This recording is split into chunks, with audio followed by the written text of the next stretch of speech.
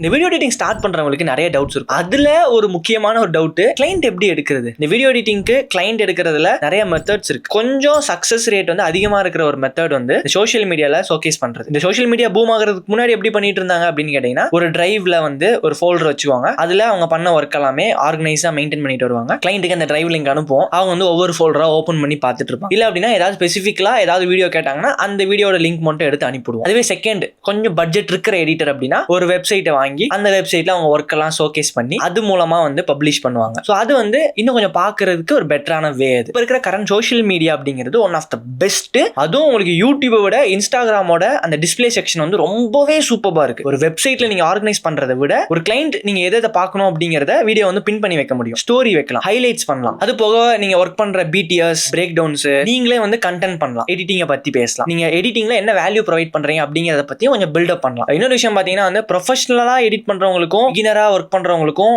சில டிஃபரன்சஸ் இருக்கு. அதை நானே என்னோட பழைய வீடியோஸ்லாம் நான் பார்க்கும்போது நீ இதெல்லாம் தப்பு பண்ணிருக்கடா, இதெல்லாம் நீ இதை மாத்தினா சூப்பரா இருந்திருக்கும் அப்படிங்கிற ஃபீல் இருக்கு எனக்கு. ஸோ அது எக்ஸ்பீரியன்ஸ்ல தான் வரும். ஸோ அதனால ஒரே வீடியோ எடிட் பண்ண ஸ்டார்ட் பண்ணியோ இல்ல ஒரு கோர்ஸ் 10,000 ரூபாய்க்கு ஒரு கோர்ஸ் படிச்சோன்னே ஓவர் நைட்ல எடிட்டர் ஆக முடியாது. ஸோ அது எவ்வளோக்கு எவ்வளோ வந்து நீங்க அதை வந்து ஸ்கில்ல லேர்ன் பண்ணி நீங்க எக்ஸ்பீரியன்ஸ் பண்றீங்களோ. ஆரம்பத்தில் ஒரு 2-3 வருஷமா வந்து நான் எடிட்டிங் கத்துக்கிட்டே தான் இருந்தேன். கேமரா பத்தி கத்துக்கிட்டு இருந்தேன், லைட்டிங்கை பத்தி கத்துக்கிட்டு இருந்தேன். எல்லாமே நான் பிராக்டிகலா அப்ளை பண்ண ஆரம்பிச்சதுக்கு அப்புறம் தான் நான் அடுத்த கட்டத்துக்கே மூவ் ஆனேன். முடிஞ்ச அளவுக்கு ட்ரெண்டான எஃபெக்ட்ஸ் எல்லாம் வந்து எப்படி பண்றதுங்கிறத கத்துக்கோங்க. கிளைண்ட்டுக்கு என்ன விஷயங்கள்லாம் சொன்னா அட்ராக்ட் ஆவாங்க அப்படிங்கறத பார்த்து பண்ணுங்க. ப்ரொஃபைலே ஒரு போர்ட்ஃபோலியோவா மெயின்டைன் பண்ணுங்க. உங்க பிசினஸ்க்கு நிறைய பேர் அப்படிதான் பண்றாங்க. பர்சனல் பிராண்டிங்கா இருக்கட்டும் இல்ல ஒரு ப்ராடக்ட் ஆன்லைன்ல செல் பண்றது கூட கண்டென்ட் பண்ணி ப்ராடக்ட் செல் பண்றாங்க. எக்ஸாம்பிளுக்கு சொல்ல முடியாது, அவ்வளவு பேஜஸ் இருக்கு. சோ நீங்களே பார்த்திருப்பீங்க ரியல் லைஃப்ல. அதே மாதிரி நீங்களும் பண்ணுங்க. அடுத்த வீடியோல வந்து அது எப்படி பண்ணலாம்னு சொல்லிட்டு சின்ன சின்ன விஷயங்களா வீடியோ கவர் பண்ணி நான் அப்லோட் பண்றேன். இன்ட்ரெஸ்டா இருக்கீங்கன்னா மட்டும் எனக்கு ஏதாவது எமோஜி கமெண்ட்ஸ்ல ஏதாவது ஒரு எமோஜியை போட்டு விடுங்க. எத்தனை பேர் இன்ட்ரெஸ்டா இருக்கீங்கன்னு பார்த்துட்டு அதுக்கேற்ற மாதிரி கண்டென்ட் பண்றேன். தென் தேங்க்ஸ் ஃபார் வாட்சிங் திஸ் வீடியோ.